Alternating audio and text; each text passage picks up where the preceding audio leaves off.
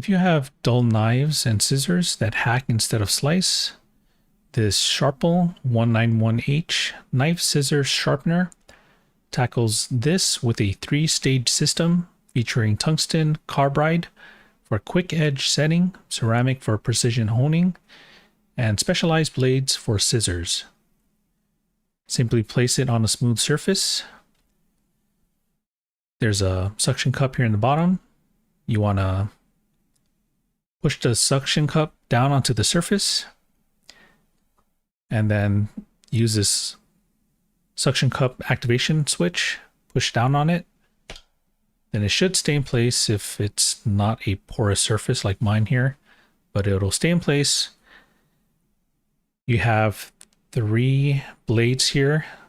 So this first one is for your scissors.